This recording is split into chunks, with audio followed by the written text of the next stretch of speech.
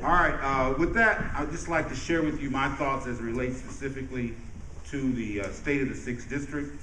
And I'm here today in keeping with the tradition which started with Cletus Edmonds to host the 6th District Address to highlight the progress and challenges of the Southeast Fort Wayne. Since 1999, when I became the 6th District Council Representative, I have presented a balanced scorecard of the many accomplishments achieved in the district. Every third Saturday in the month of March since the year 2000, I have shared my vision for the coming year and subsequently reviewed the successes of the previous year. Now, Cletus used to have this in February, and I changed it because every February, Mary, what used to happen?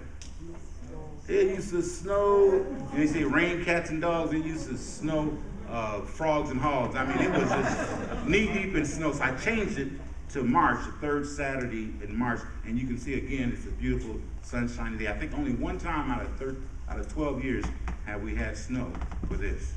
I want to give special thanks to the cable access TV Comcast Channel 58. Each year, this meeting is not only shown or being taped, but it'll be shown multiple times over the course of the next few weeks. For those citizens who are not able to attend in person, will be able to view and to hear your comments and concerns, so that it's not just a one-day event. And I got a phone call last night from James Redmond.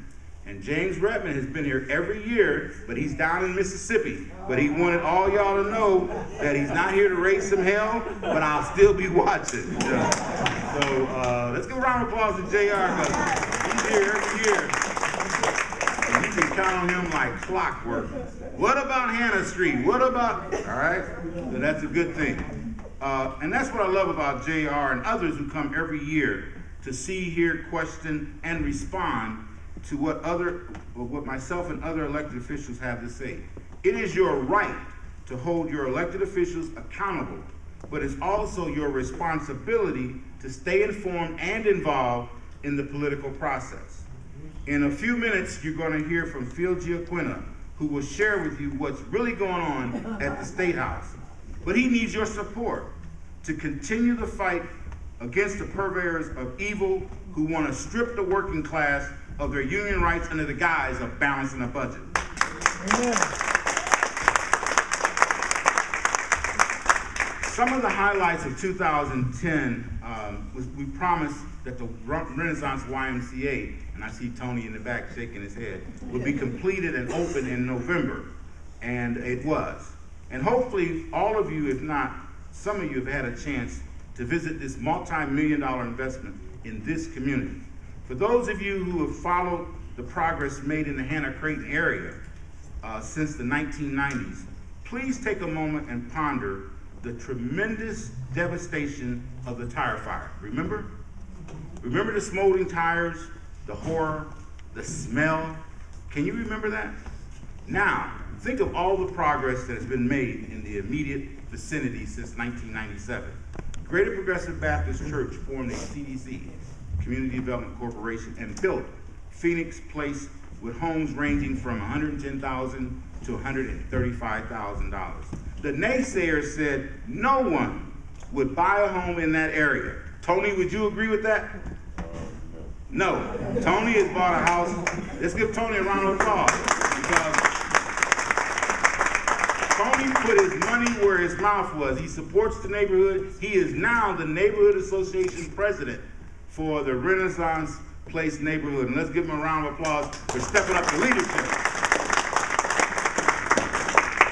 Then later, Greater Progressive partnered with the development company out of Ohio to build Phoenix Manor, a 50-unit senior citizen housing complex built for about $1.3 million. And in about 8 years, Greater Progressive will own that property.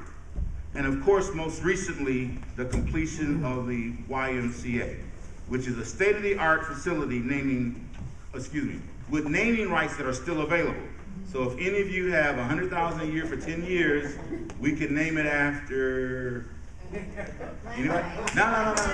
Anybody? I said anybody with $100,000 for 10 years.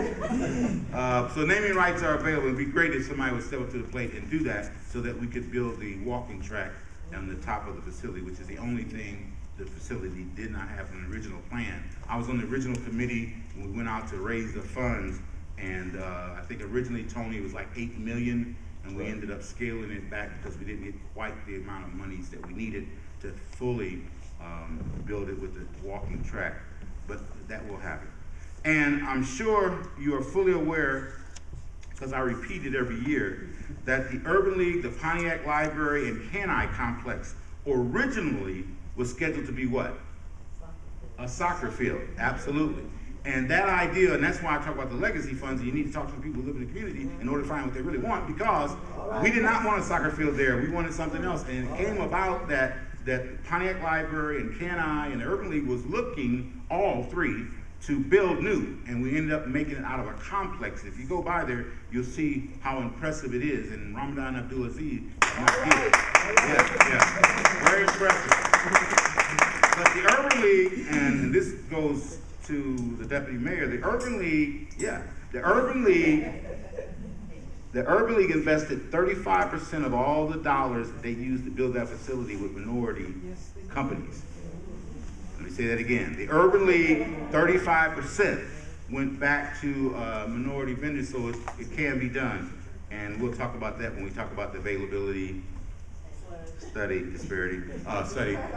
But we just want to make sure that we encourage the business development in that regard. And that facility right here in the old Hannah Creighton area, the Y, Renaissance Point, Renaissance Homes, the other homes that we're going to hear about in a little bit. I mean, there's exciting things happening, continue to happen. And Kevin is going to share with us in a little bit the excitement that he's bringing back into the community.